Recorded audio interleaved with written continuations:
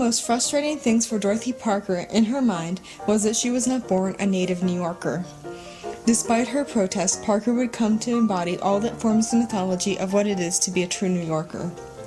Dorothy was born on August 22, 1893 to Henry and Eliza Rothschild in East End, New Jersey, 2 months premature and while the family was on vacation.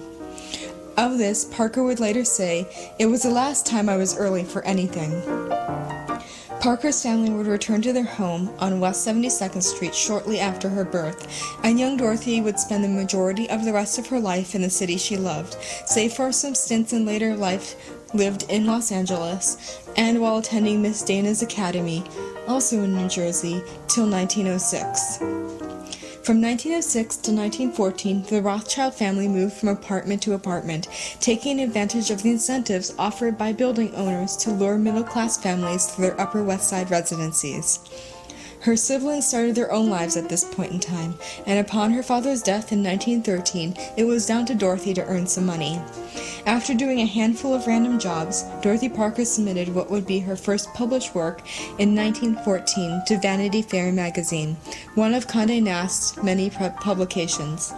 It was accepted, and a whole new chapter in Dorothy's life began. Parker famously got paid $12 for her first poem, which was about 2 weeks' worth of wages at the time.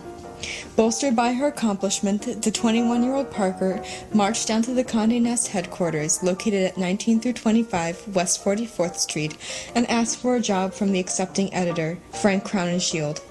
He offered her a job at Vogue, another Condé Nast publication, at $10 a week as an editor, and she took up an apartment at 103rd and Broadway. The position at Vogue would be the most important turn of events in Parker's life.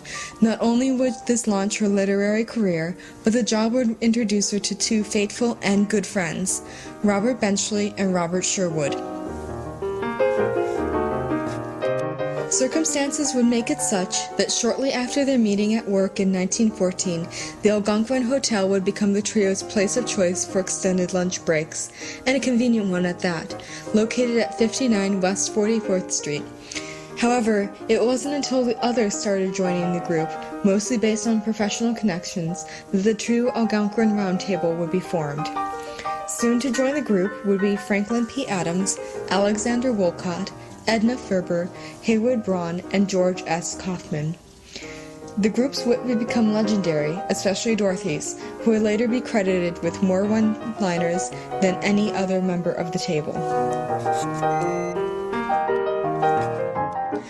The 1920s were good for Dorothy, and she would work as a theater critic for Vanity Fair, though famously being sacked for insulting one of Florenz Ziegfeld's productions in one of her reviews.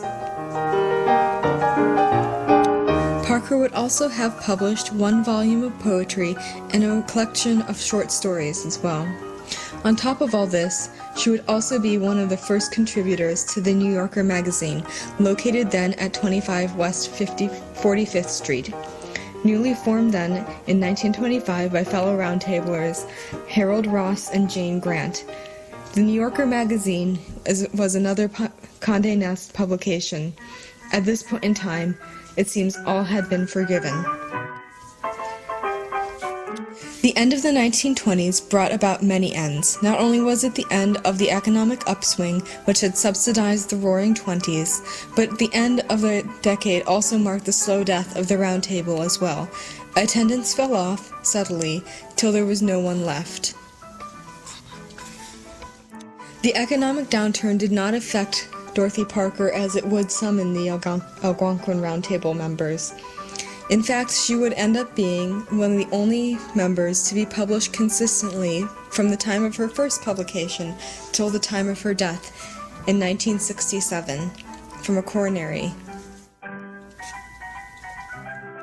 Dorothy Parker would come to exemplify what it is to be a New Yorker, a clever mind that could cut glass, framed by an elegant sense of fashion and a charismatic personality that could not fail to make her renowned.